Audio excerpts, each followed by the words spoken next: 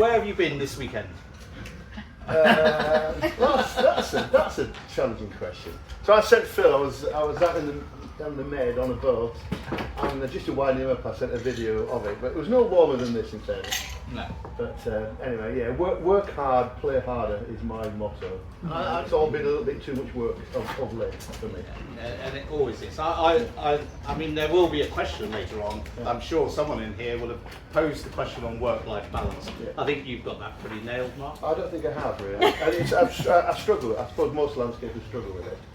When you really love and you're passionate about what you do, it's really hard to drag yourself away. So it's not working. I think anybody who's successful in this business has to put an extraordinary amount of effort and time to achieve the things that you need to achieve. Mm-hmm. So I think it's tough on family life for sure. I can talk about that. Believe me, it cost me a marriage for sure. So you know, I struggle with it.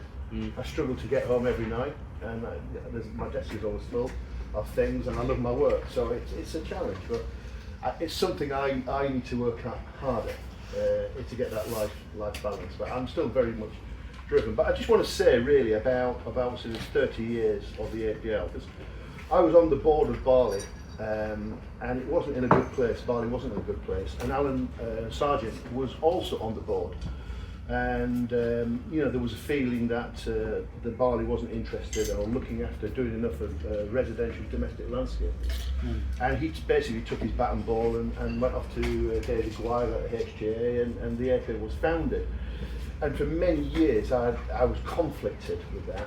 And why should we have two trade bodies? And I was only quite young then. That was obviously younger for sure. And I just wish I'd had more life skills to say to Alan, look Alan, we should be doing this. We should just get rid of the CEO that was holding the thing back. So I troubled myself for many years, and I was a member of Barley, and I still am a member of Barley, and a member of APL, and then gradually I was very much loyal to Barley for those first 5-6 years, and didn't really get engaged with the APL. And then gradually I got sucked in. I got sucked in. I got well and truly sucked in, and you know. But actually, I think now the two associations sit very, very tight together, and I think, you know, I am a Barley board director, so I can actually say, and I've got no conflict. I love both associates. I love the industry, but what I can passionately, honestly say, where the APL is completely different and where it succeeds over Barley is this community that has been built up, this caring, sharing, this really mentoring, this sharing of knowledge, the WhatsApp groups, the trusted groups. During COVID, you know, APL really stepped up beyond anything that anybody had troubled at. And a lot of people look towards the trade bodies to find out the answers as to what's going on. And you know, I think actually the USP of APL is the sharing and really support, and that's massive. And you know, business at the moment, we'll go on to that, I'm sure. But obviously, the headwinds that we're all facing, this is the time when you need support from peers. You need that to benchmark yourself, to share problems, and I genuinely, honestly believe you can share them. You can share them with Barley, but it's more convoluted. But with APL, you've got a direct.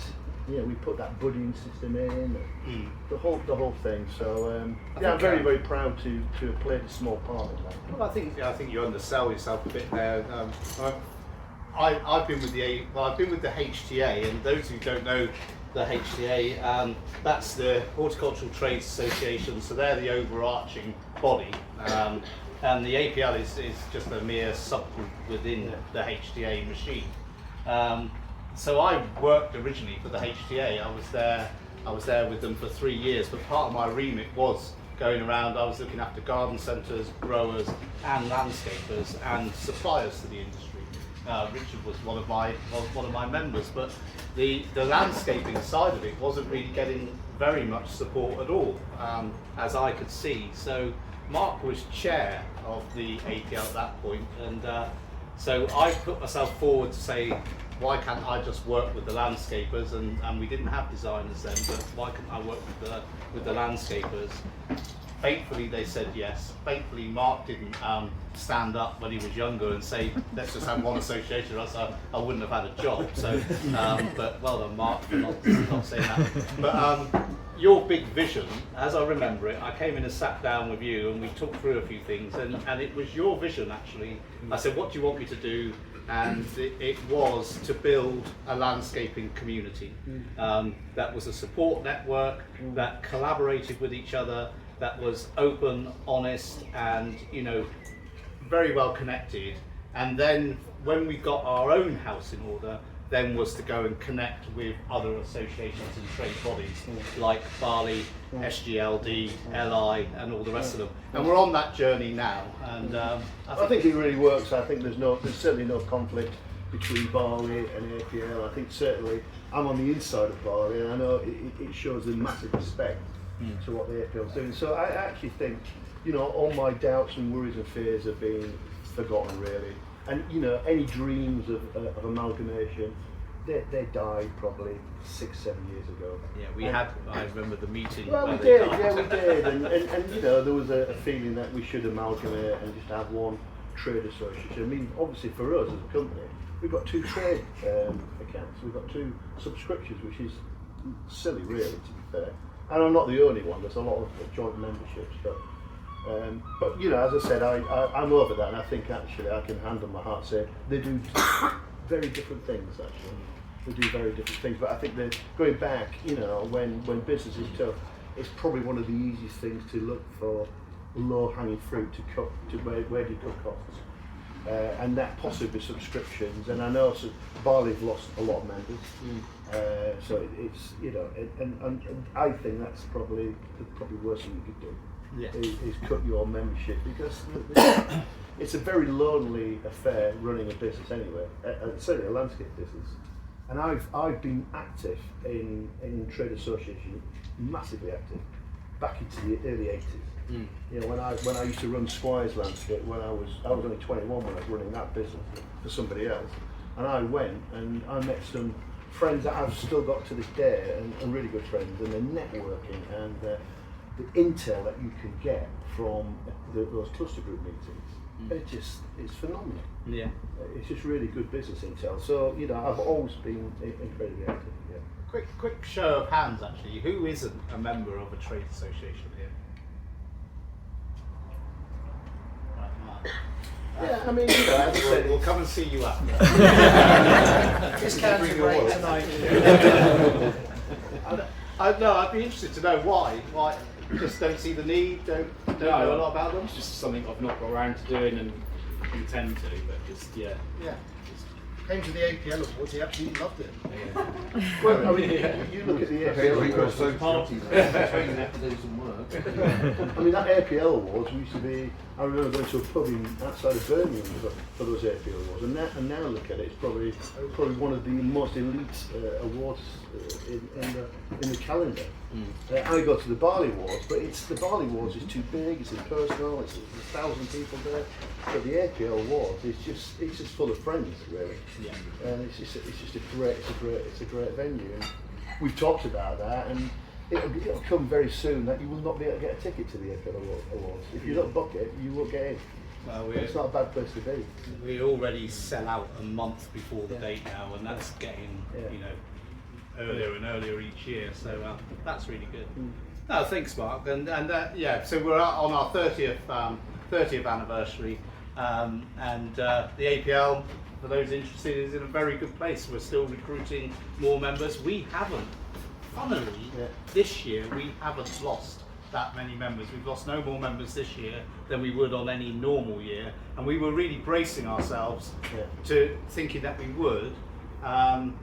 There's always next year. I do believe there's part of me that believes next year is when things are going to bite a bit harder, but we just have to keep delivering and supporting. I think it's perceived value for money, and that why would you leave your favourite club?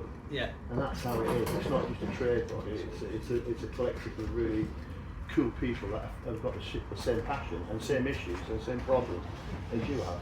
Yeah. So, I mean, we've touched on business, and we don't want this to be a depressing evening, but business is. Stop smiling, Steve. Steve wants it to be a depressing evening. But this industry is. I don't know how many recessions have you been through? Not saying we're going through a recession. No. How many have you been through? Well, certainly two major ones in the early 90s and late 90s for sure. And this is not a recession. This is different. Yeah. This is global events. There's a lot of strange things going on.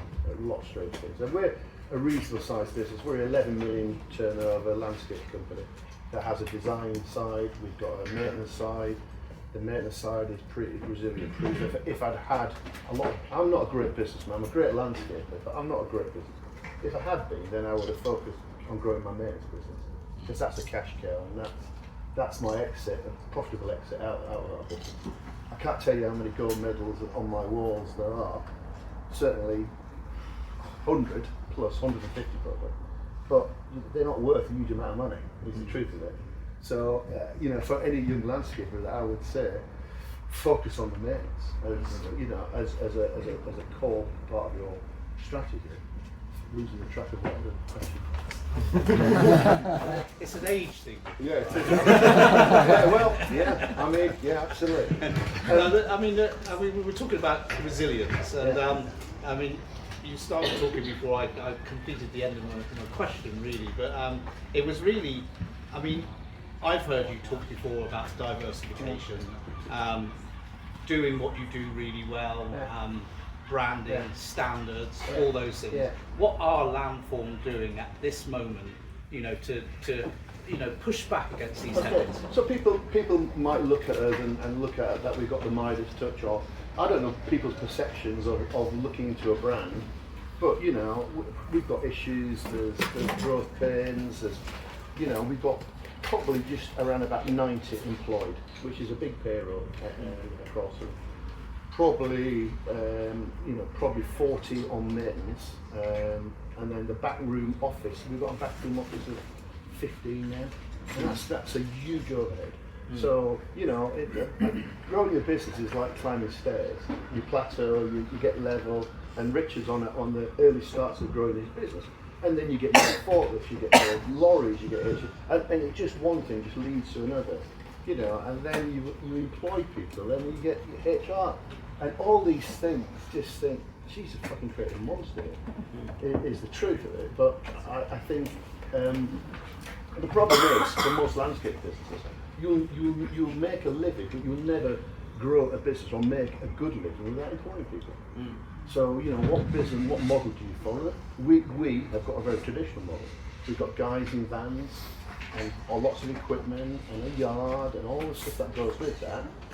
But if I'm really honest with myself, I think possibly our future will be to grow our sites using specialists, subcontractors, but with a very small core of very committed, loyal Landform people to grow that, so we can ebb and flow and contract and expand ourselves.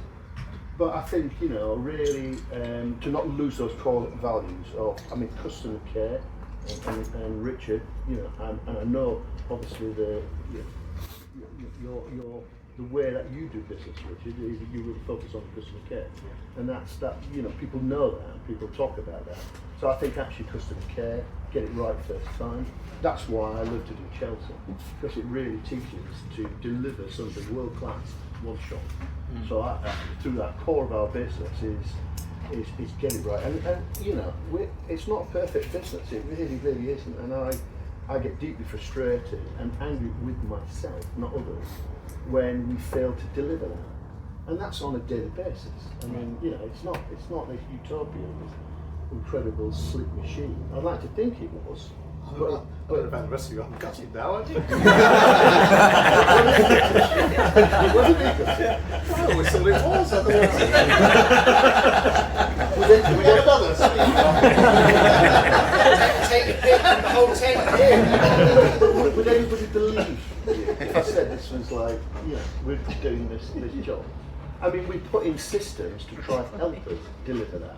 So we work to an ISO system, and that has been a really good system for us to put in. Well, we had a lot of people who were resilient and didn't want that system in our business, and fought against it.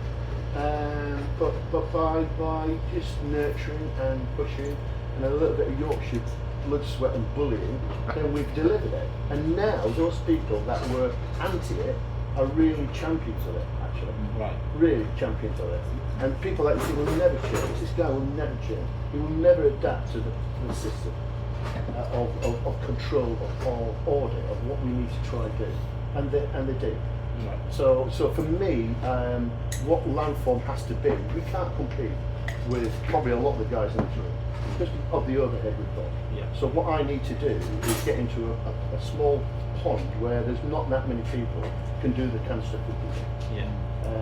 And with that goes a lot of things like accreditations. So I want to be known as an accredited-driven business. Yeah. So we've got trade bodies, we've got construction line, we've got ISO, we've got plant healthy, we've got this, we've got that, and they bolt on, and then it becomes. I do feel that on these larger projects, people are getting risk averse.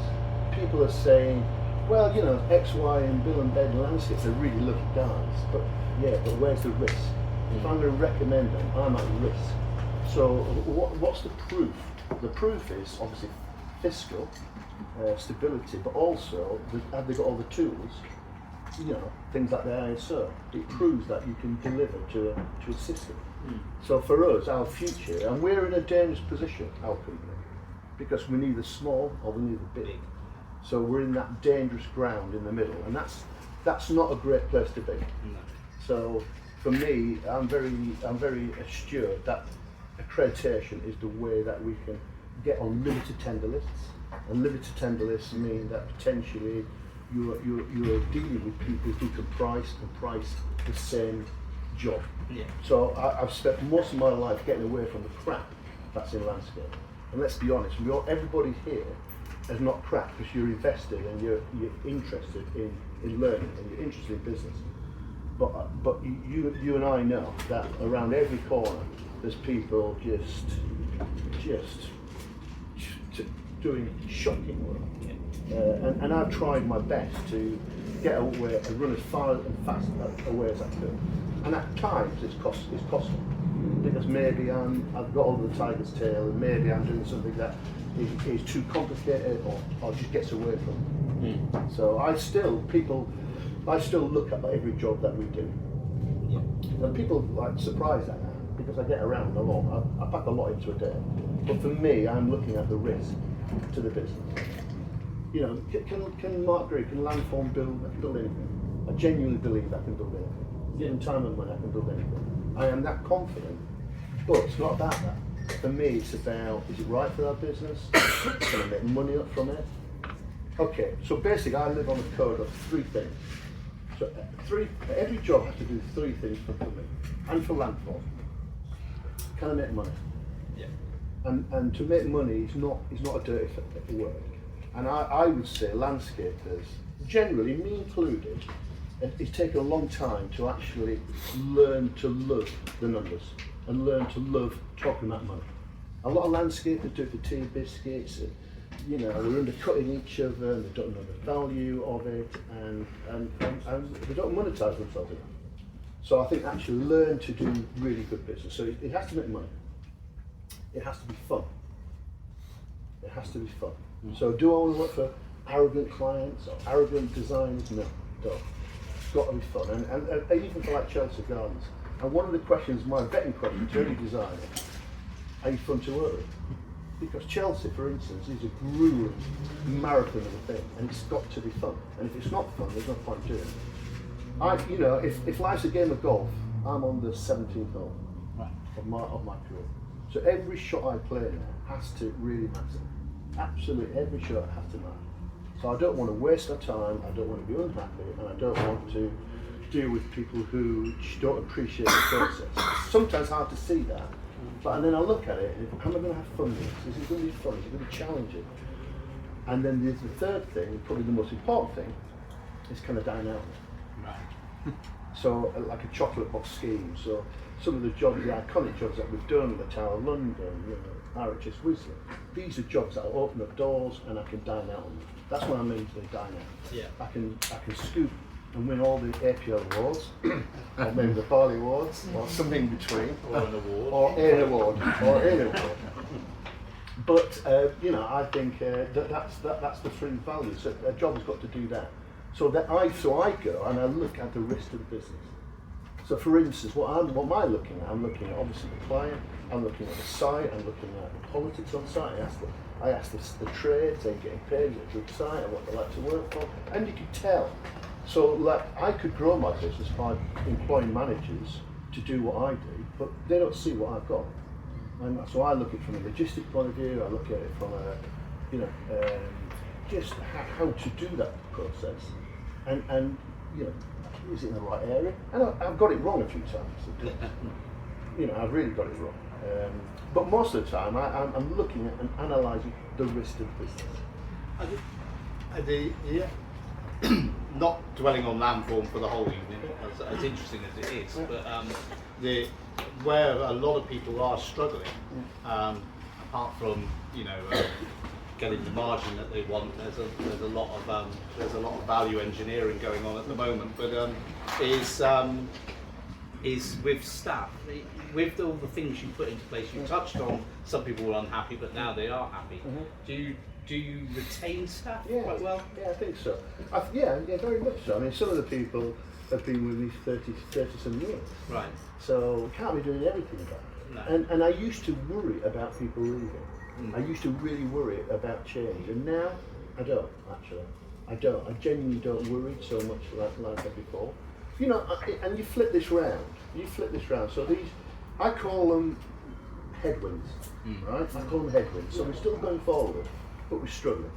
We're struggling. Our pipeline isn't as full as it should be. Yeah. And I've got 2 full-time estimators, and they're banging the stuff out, but the conversion rate's a lot slower.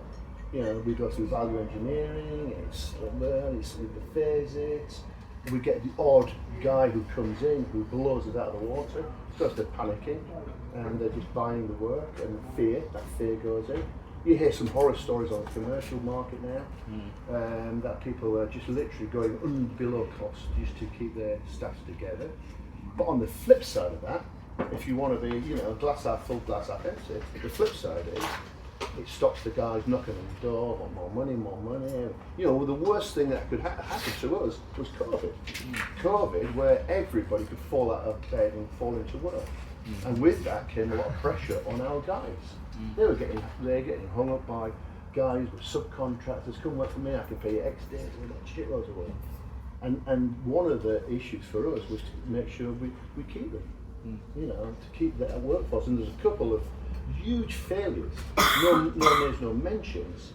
Were APL, it might have been APL members actually, they might be joint members, but went bust because they lost the staff. They could not fulfil their jobs. Yeah. So actually looking after the corporate, but actually headwinds and recession is not a bad thing. No. I mean, I always used to say that we trade better when the going gets a bit tough, because everybody focuses a little harder, just tries a little bit harder to get the jobs across the line. And you don't have the beating of guys wasting money. Everybody focuses a little bit harder. Yeah. So I think a recession sometimes it plays out the crap as well. Yeah. So I don't think it's all bad. It's not all bad. No, certainly isn't. And just then we will move on. But you talked about pretty much your exit strategy in your maintenance business, and we talk about this. We do the APL does a business development program. We do part of that development program this year is a focusing session on exit strategy. The actual maintenance side of your business, that is your exit. Well, I mean, it's, as I said, I get probably a letter every month from that, because we trade as a separate company, and that company's accounts are very, very good, because there's no ups and downs of a landscape company. So I get an interest probably once a month to buy that company. So is my company for sale? Yes, it was for sale the day I started it, actually. So am I going to retire? No plans anytime soon. Would I sell the business tomorrow? Absolutely, 100% definitely for sale to the right person. I wouldn't be interested in selling it to an equity company or anything like that. But and my management, everybody knows you know, I'm 65, so writing's on the wall for me. So I have to. It would be irresponsible not to make it. But you know, utopia to me is getting to 70 and doing 3 12-hour days and then playing the rest of the time. Yeah, absolutely. And if I can retain, you know, a percentage of the business, then great. If anybody knows, anybody wants to put you in a deal. But no, it's absolutely, because, you know, I love my work, and as I said, I think my fear of getting old is thinking like an old person. So, you know, I think one of our successes, or my success, is just being surrounding myself by young, bright, really energetic people, and then really directing them. And I'm way by far the most senior person in my business. Yeah. Excellent. We've talked a little bit about recession and the tough times, potential tough times that are ahead of us. It brings us nicely on to Mr. McCurdy's question. So do you want me to read the whole thing out, Steve? You decide, Phil. I'll decide. Well, I mean, it's an interesting question. It's been on. I listen to a lot of LBC for my sins, but I'm on the road a lot, and it tends to keep you awake, or not. With wealth creators, often our core landscape customers fleeing the UK, and by that, there's lots of news of billionaires, you know, up in sticks and leaving and going away. Where they can get a better deal for their taxes and things, and then a little bit controversial here, depending on which side of the fence you are, with this government taxing to death those of us that are left. I like the choice of words there, Steve. How bad do you think the economy is going to get, and what are you doing to ensure that you survive till we come out the other side? This is Steve's question. Well done, It's for a friend question, that is. Yeah. I think, you know, I mean, I didn't vote for Labour because Labour's generally not a big supporter of small business, small SMEs, which we are. So I voted Tories, although they completely royally fucked up the last effort. It was the truth of it. But so there was always this fear that the massive wealthy would leave. And you know, I've spoke to Steve, and I know obviously some of those clients that are leaving, but most of people in this room, me included, just don't work for billionaires. So we've got a smattering of billionaires that are just massively wealthy. And you know, the interesting thing is the world's become a very dangerous place, and a very volatile place, and a very vulnerable place. And I think that's it, and it's just obviously over the last couple of days it's just ramped up to another level. But Britain, or England, particularly England, is still a very, very a place to invest. It's a safe place to invest. It's a safe place to put a lot of money, knowing that your money's going to be safe in the investment in buildings. So I understand that, and I can't answer that. Why are billionaires? You know, the worst thing that they did, I mean, they put VAT on private education. Now, I put my children through private education. I'm not particularly wealthy, but I struggled, and that was a decision I made. And if they put VAT on my private education, I would have had to pull the kids. There's no doubt about that. Maybe 20%. I struggled to do it at some point. I'm talking when my children are mid-30s, so I'm talking a long time ago. But that was a smaller business, and that was a decision I took to do. But to put VAT, to forget the billionaires leaving, it's that amount of cash that potentially paid for a garden design and 20% on the children's fees, and now that's gone. So a lot of people's exposable income has now gone, and it starts with garden design. I think one of the big things for me, I'm sitting here in this tent, and it's been a red hot day out there, but we've had 2 horrendous winters. Probably the hardest winters that I can recall. I mean, just literally, how can you make money when it's deep deluge daily? It's morale sacrifice for the troops. You know, it affects your sales because nobody's doing it. Also, but it affects people's perception of outdoor space. So why invest in that garden? If the weather was like this for 3 months, April, May, June, people would get the garden and let's boom. Like we had in COVID. Yes. Like we had in COVID. So I think the weather has played a massive effect to our business. Certainly the last 2 winters completely flawed. We had one particular job on heavy clay, and it nearly killed us, and it certainly killed. It cost us a lot of money. to deliver that and get out of that job. So I think actually the weather affects a lot of things. The winter affects, but also for designers, if you have, really dismal weather, why would you invest in outdoor spaces as much? If the weather's like this, it accelerates and puts everybody on the top. Yeah. So I would say there's nothing what we can do about that, but stability, settled weather, periods of settled weather is good for business. Good for design, it's good for trade, and all the landscape has now been, we're flying, we're cracking. Whether we've got enough work to crack through, but I know my sales have just boomed because we've been able to get on and finish work. And what kills a job is just overruns. And you're on a job, you just cannot get off. And it's easier when you're a bigger company. But if you've got only one job and you can't get off it, that can be destroy morale, it can just destroy you as a person. Yeah. So I think actually that probably one of the best things I would say to smaller guys, just don't bite it off.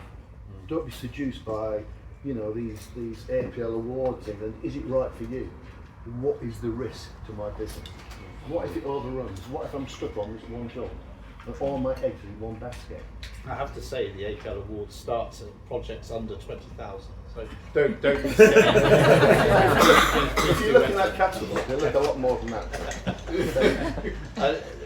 Yeah, very wise words, Mark. But Steve, your business, you're supplying these high-end customers. How have you found it, and what are you doing? Well, I mean, I've been in business for 41 years, like as long as Mark. We're both the same age. And You're looking better. definitely isn't.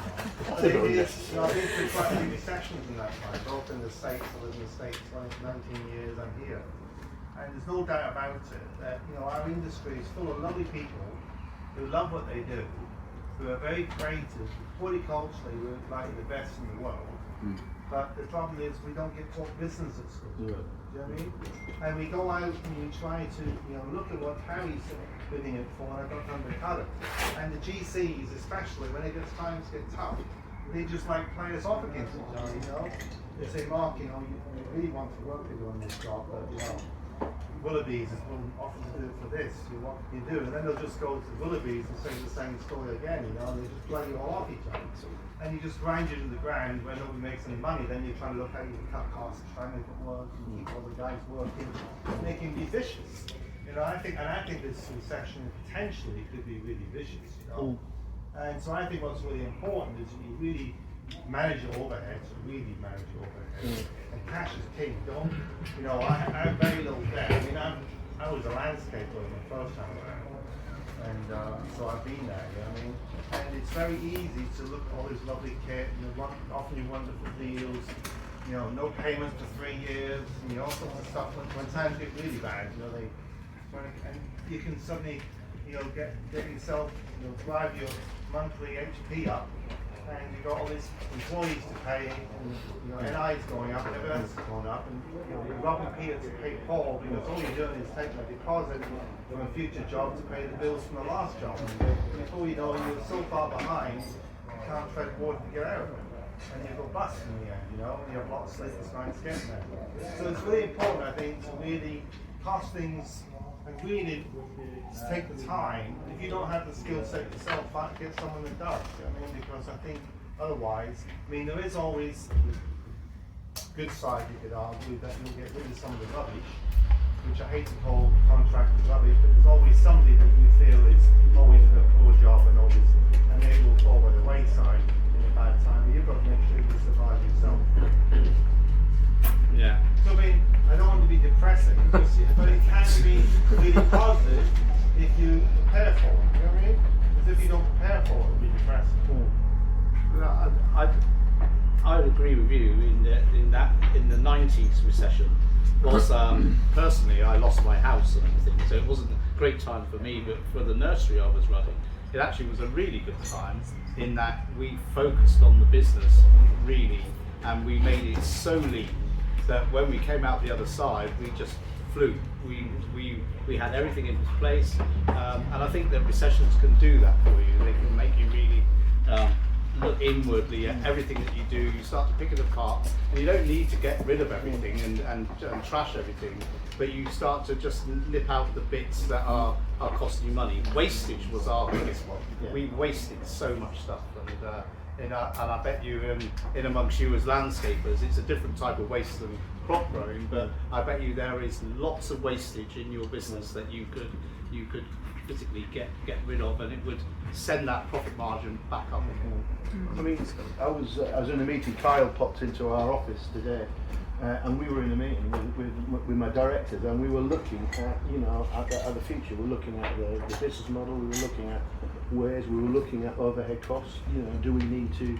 So because everybody, and if our pipelines are slowing up, and our sales are not there, you have to cut, and sometimes you have to cut deep and hard.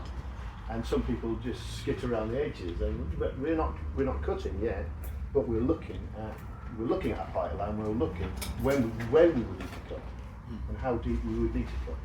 So I think you can't stick your head in the sand, and if things are going wrong, I think you need to action. So do you actually need that kit? Can you sell it? Can you sell the kit before it gets too bad? And I'm with Steve. I think we're in for a rough passage. I'm not a doom and gloom person, because I don't think you can do what we do with being like ultra pessimistic about it. But you've got to be realistic too. And it's tough trading. I went to the HTA Garden Centre conference, and I was asked to speak on behalf of Tremayne, and there was an economist stood up there, and he was very, very good. And he was doing a lot of predictions, and they weren't all negative. He was very positive about things.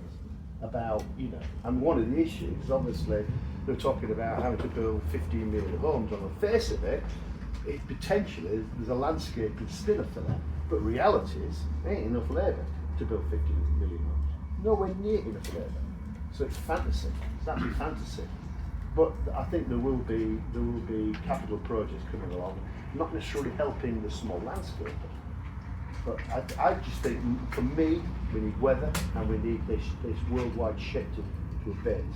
If we start throwing bombs around at each other, the markets don't like turbulence.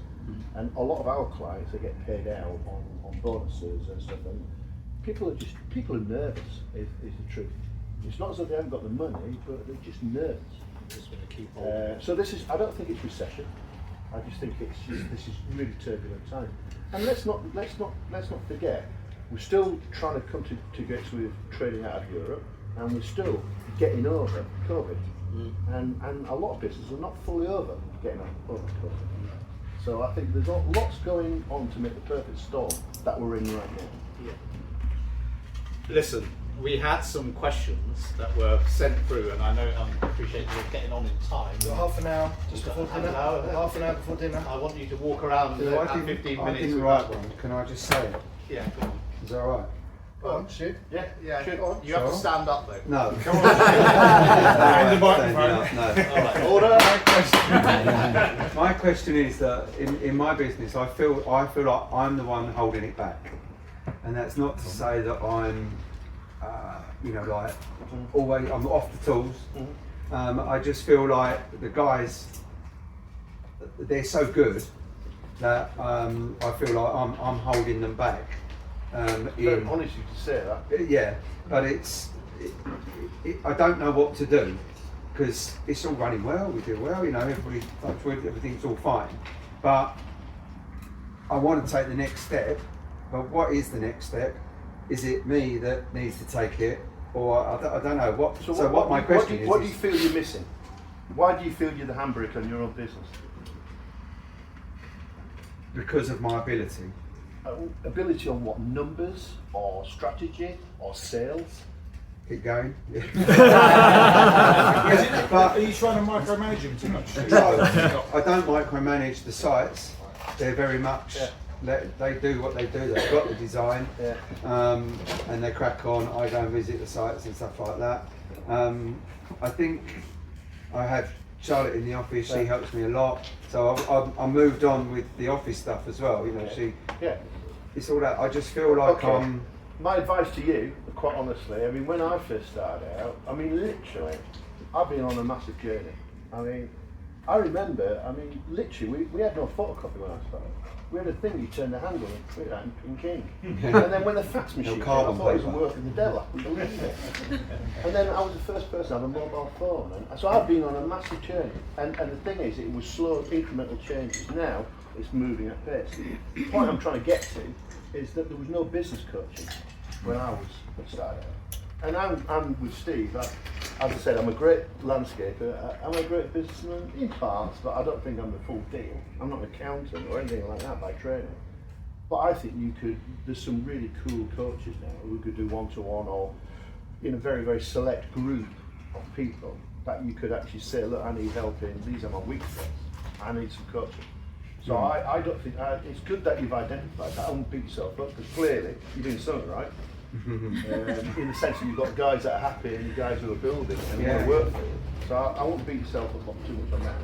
But I would look at specific coaching and for the things that, you know, and I'm doing myself.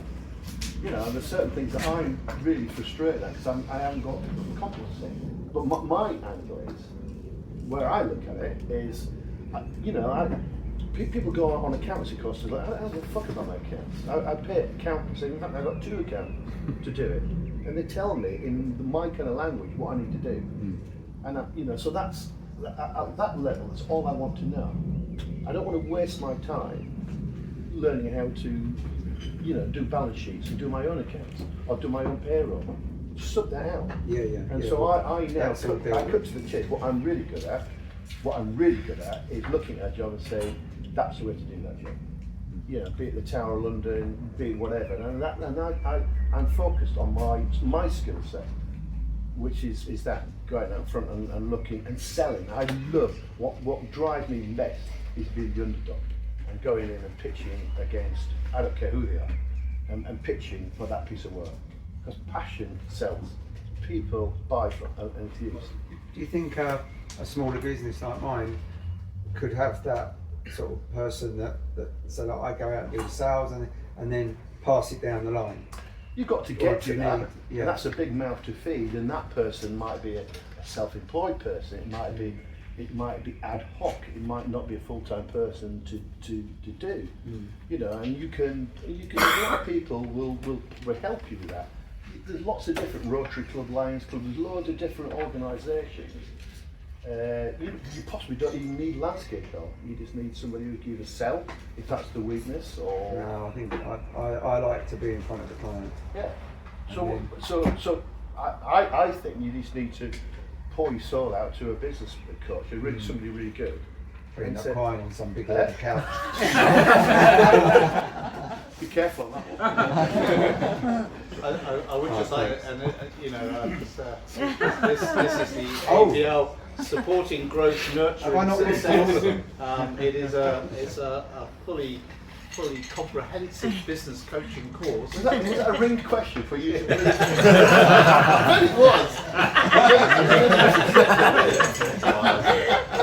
No, it is happening in a town near you towards the end of the year. But yeah, I think the fact that you're already kind of saying, I'm the handbrake on my business, you're halfway there. That's how I feel. Well, yeah, but we all feel that at times. I mean, I wouldn't beat myself up too much on that. right. Thank you, Stu. We had some questions, Mark, and they're in like this lucky dip thing. Oh, yeah. So you pick it up, pass it to me. Pass it to me. Pass it to me. Right. How do you see? Oh, it's a cracker joke. No. How do you see the working relationship between garden designers and landscapers evolving in the future? That's an interesting question. I mean, I've always been massively pro it. It's never been us and them, you know. Garden designers need good contractors need garden designers. And the two sometimes can't get confused. So I've never been one that's a fad pattern sketch contractor to design. I've never done that. We have a design department. I charge out proper commercial rates. Never undercharge the design, and I never rebate the design feedback. But I do not want that badge. So design and build can be great. It can also be shopping and bad. So I'm very scared in the contractors who think they can design, and I've been publicly very open about that. I mean, this is probably a really good time to bring this one up. So I was very, very privileged to judge at Gardens World. I've judged for getting on for 30 years for the RHS principally, but other shows too. And this show was the Gardens World Live. And I walked on that garden there, and it had been designed by Rachel Bailey, an SDLD member, and you could tell that it was properly spatially correct design. But then it was, and that to me sums up the relationship. Contractors need, and it's a symbiotic relationship. Contractors need to realise by working with a really, really good designer, you're going to get upsell. They're going to sell this dream, and you're going to get a potentially better margin. And you look at some of the more success stories. You've got JJH with Under the Tier, and that partnership, they're both getting fed out of it, and they're both helping each other to mentor and promote their own works. So I think that's a really good partnership. So I would say I'd like to see more things like that. And I think that's definitely the way forward. I also think that this whole thing about AI is coming, whether we like it or not. And there's a lot of designers who, we're going to get done out of work. Possibly somewhere you're going to get done out of work. But AI will not be able to detail it, and AI will not be able to deliver something that's buildable, affordable. So what we're going to see is lots of clients say, look, I put this into AI and this is what's produced. And some less educated clients will say, that's what I want, because that's what AI told me. But I think that's a starting point. So I think designers' roles will change. Designers will then say, well, that's fine, but you can't build that, and you need detail. So I think designers' roles will change, and they'll be doing more detailing and project management, as opposed to these kind of big ideas. I think the big ideas will come from AI, and then will be distilled into something that's actually buildable. And I think actually contractors who think they can design, who can't design, I think they'll always be there, and they'll always be a threat to the pure design and build. And I think that with relationships like Adam and Justin, they're the way forward, and quite inspiring too. So I think there will always be an us and them, but not on my watch. I've never ever been of that person.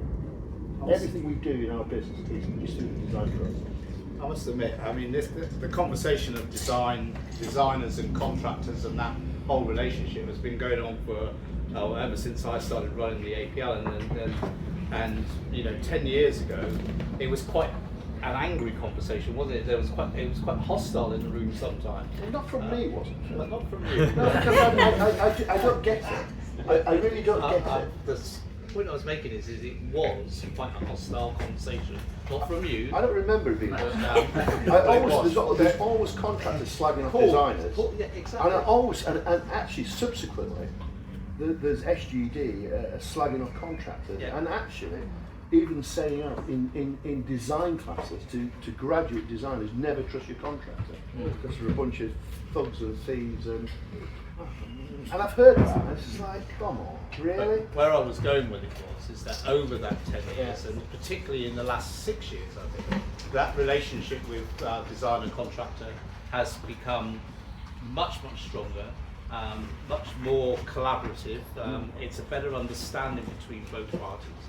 And I know that a lot of APL members, when I first started running the APL, and we only had 140 odd members then.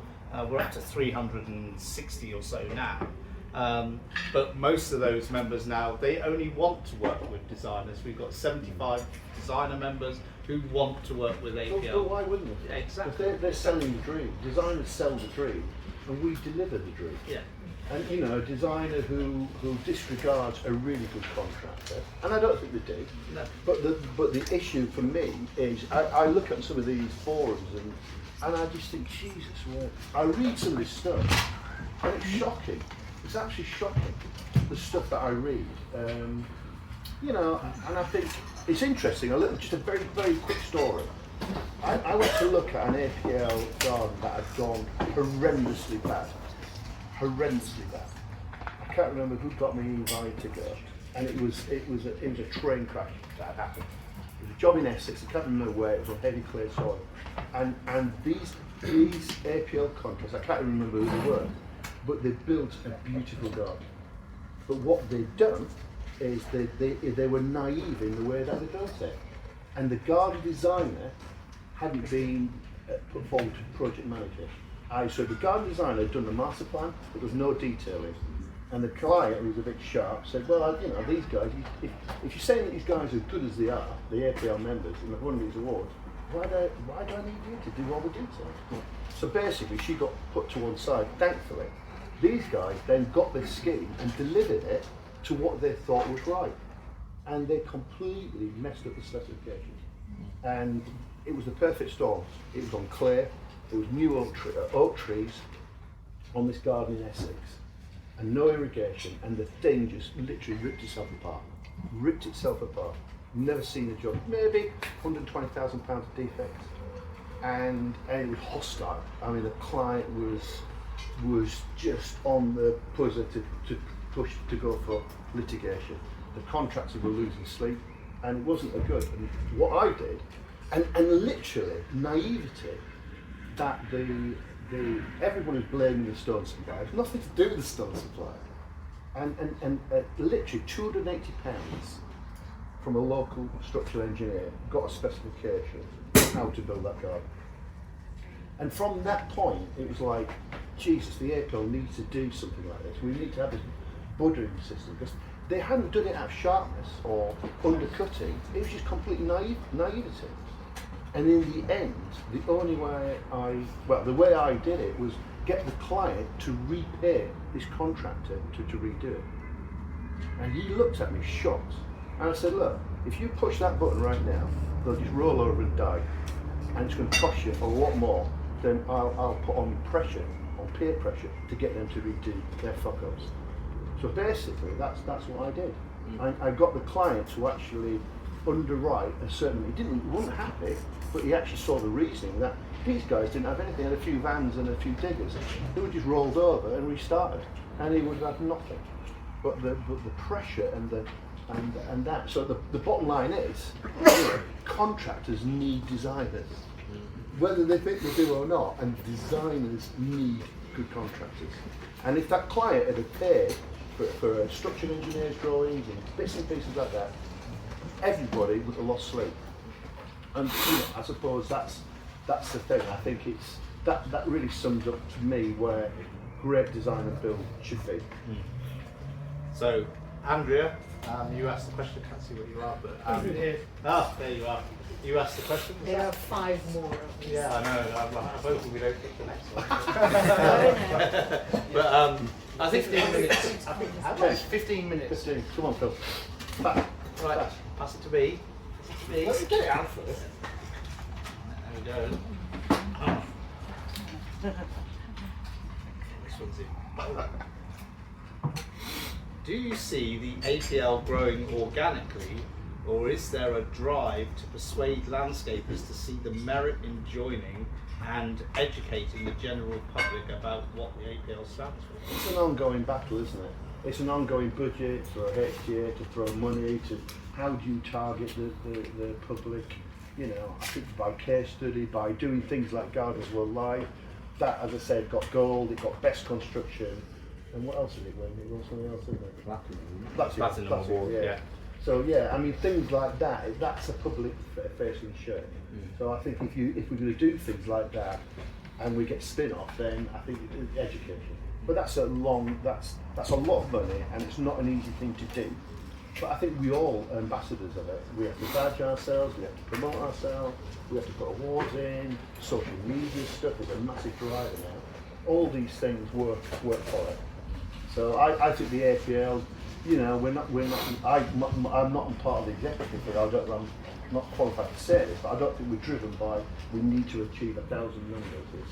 It's growing steadily. The fact that you're not losing members is a great place to go. I mean, I can say, you know, my strategy for the APL has always been that it will grow organically. When I'm at Futurescapes and people come up to the stand and they say to me, tell me why I should join the APL or convince me that I should join the APL. And I just say no. If you want to join the APL, then talk to me about the process, and I'll go through that. But I am not going to stand here and talk you into doing something for you to then join and then potentially leave after a year. You've got to really want to see the value in it. And we demonstrate that value, as you're saying, mainly through these educational things that we're doing now. So the garden that we're just about to start building, well, it has started building down there tomorrow at Hampton Court. It's a 14-15 metre long garden, 8 metres wide. It's a walkthrough, and it's basically going to be explaining the whole design and through to build process, encompassing all the new British standard. So explaining to the public exactly what it takes to build a garden properly, why it costs the amount that it does, and it's that sort of information that the public needs to know, but then landscapers and designers see what we're doing, and then they think, well, actually I need to be a part of that. So it is all about organic growing, and I think that's what the APL stands for.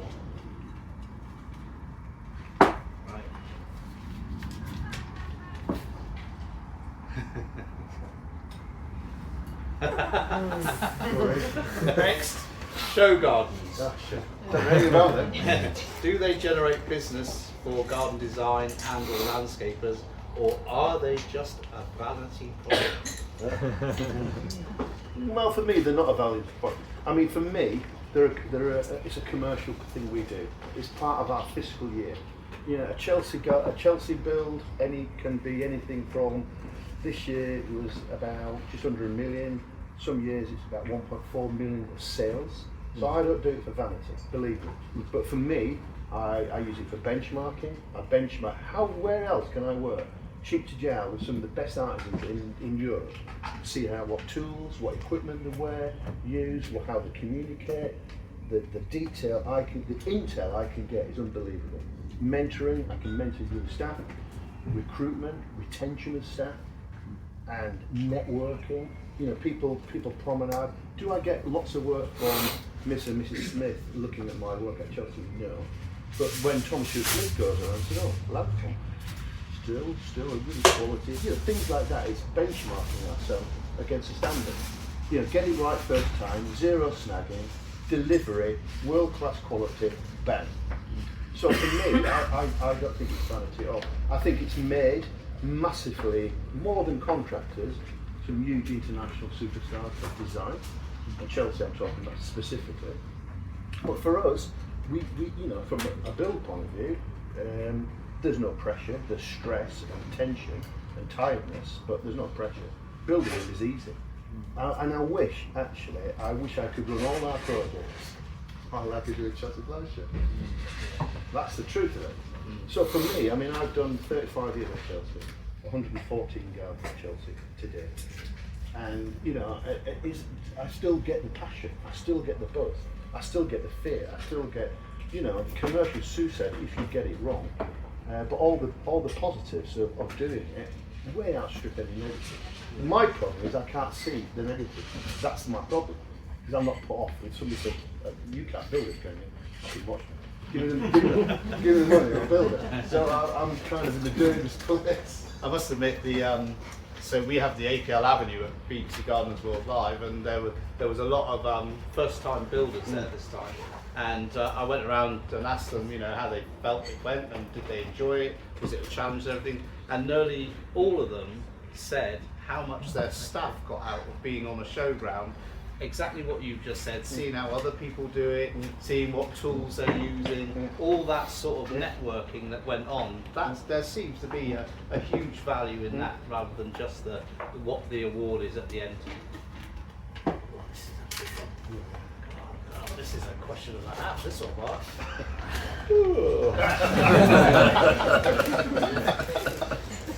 my God.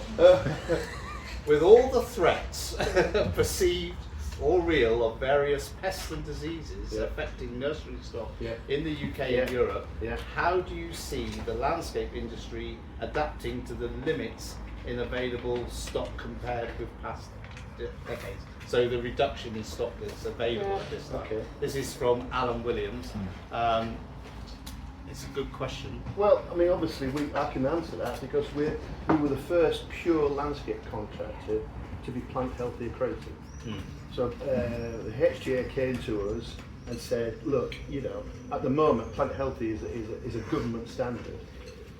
It's been adapted, and that came about by the Prince of Wales calling a meeting of the good and great to high growth.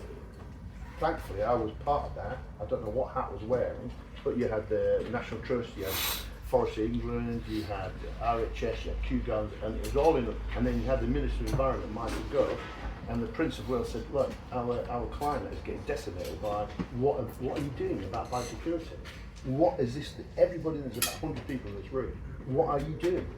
And he spoke incredible actually. And from that came this standard called Plant Healthy, which probably, I don't know how many nurseries have adapted to it currently, probably about 40 is there? 40 or 50. And then there's quite a few going through it. Yeah. But we then said, obviously, it's like having a one-legged stool. You need the contractors, then you need the retail to come on board. So we were the first contractors to go for the standard. And we've had the standard. And what that basically means, it means that we have to buy, we have to audit where we buy, we have to do all the protocols, we have to do all the training on identification, quarantine areas. And it makes us, I don't want to be known as a hard landscape contractor. That's what we do, but I don't want to be known as that. I want to be known as somebody who loves horticulture, is passionate about plants. We've got a full-time plant buyer, and her job is to buy and build a relationship with nurseries, reject stuff at source, and go to nurseries. That's her job. I think it's probably the best job you could ever get, and that's what she does. And so she got us with our quality manager who put our ISO in, and we actually got this quality standard. Now, for me, as I said, it's all about accreditation. So, you know, is that going to be life-changing? No. Will all the landscapers adapt it? Not necessarily, but actually, I think a lot of people will adapt to that standard because there's no doubt that, you know, we're getting things coming in left, right, and centre, and we just don't know what they are. Don't know how to deal with it. We've got limited pesticide to use to control this stuff. So I think it's for us as our business, it's just another quality standard to say there's not just hard landscape, they actually understand about soft. So for us, it's a bonus to have that. I think as well the nurseries that are plant healthy are playing an enormous part in this, and they're the sort of like the iron shield for our industry. One thing I have noticed, and I don't know, you probably won't have noticed this at Majestic so much because you're into bigger plants, but a lot of planting now is going back to smaller plants, 2s, 3 litres, where you know there was this big thing of 10s and 15s and 20s. It's all coming back to smaller stuff again, and that's good for the UK grower, I think, because they've got limited space now, and they can grow. We are the best growers in Europe, if not the world. I think, you know, we've got great climate for growing, so it's I think climate shit, won't it? yeah, I think the landscape industry will adapt. Will adapt really well. Come on, Mark. No time for drinking. Last one. What do you mean last one? We've got another 10. If you want dinner, Come on, Phil. everyone's desperate for dinner. No, I don't want that one. I'm going to pick one now. Go on then. Another long one.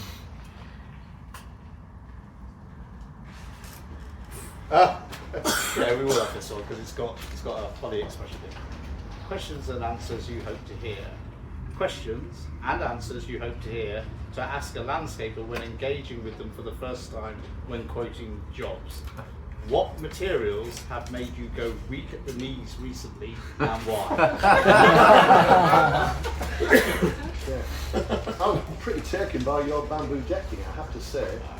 Apart from the couple of scratches, I didn't pull you down on, but I did tell you that how to fix it. You did? If I'd have been on that, and that was a Pottingham garden, but we did pick up and we did feed back to that. But that bamboo deck was pretty special. And what made me go weak was the scribing in of that bamboo deck to that reclaimed granite material. Yeah. I mean, it was completely anal, completely over. But in shore garden land, that was just That was just a piece. I did go week at the knees. I think I told you that. You did? Yeah. Well, in actual fact, in the judging feedback, Mark was saying such wonderful things that Rachel Bailey started to cry. Yeah, he started to cry. That made me start to well up. And then the guy that did the scribing came around the corner and he went, Never to be seen again. I do have that effect off me. And then the last one here, best way for a designer to continue to develop their knowledge of materials and technical specs. This is from Anne-Marie.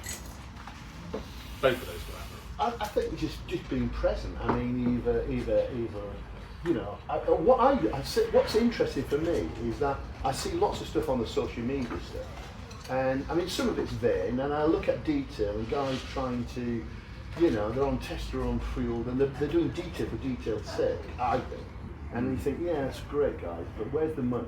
The client's not charging. You're doing it as a bit of an ego thing. But what I see is a lot of young guys with incredible skills, amazing actually, and some beautiful putting together of material. So I genuinely, I mean YouTube, and I spend hours on YouTube, but looking and learning. So I think actually how we get information now is like that, and I think actually, okay, there's always the negatives on social media, but if you look at the positives, the stuff I see, and people like Els and what he's doing, it's just like fucking unbelievable. So I do get inspired, and I know that I'm not washed out yet when I know I get excited about somebody else's detail. Yeah. Excellent. But there was a question in here, we haven't got time to find it now because I'll have to go through the wall, but it was about what was the best thing, best horticultural thing that you have read recently. Now before you answer that, the thing best horticultural thing I've read recently is an article in the magazine. It's an article called Celebrating Phil Tremayne.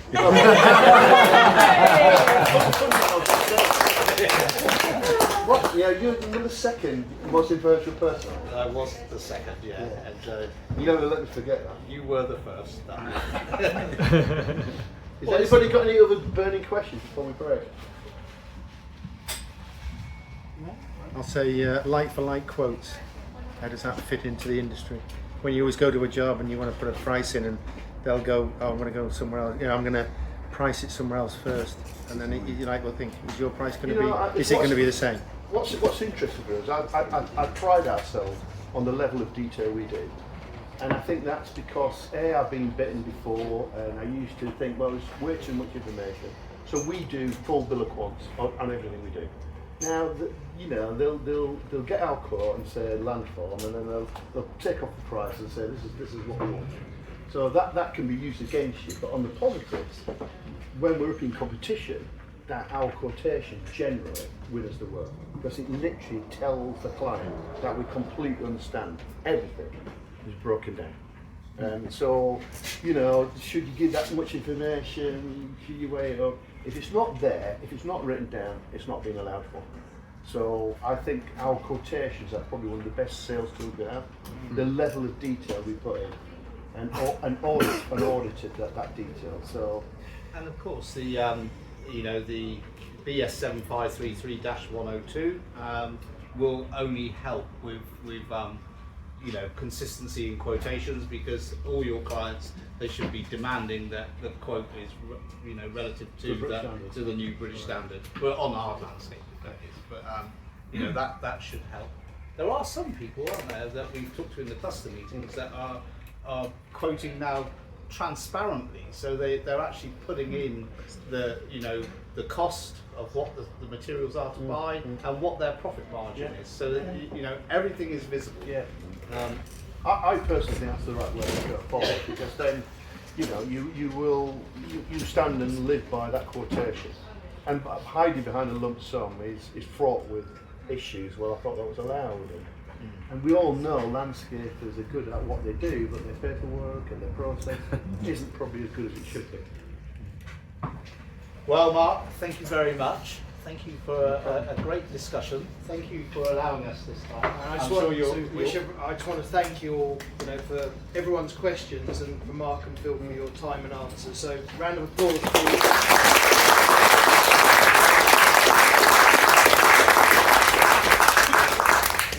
What can I do? Yeah.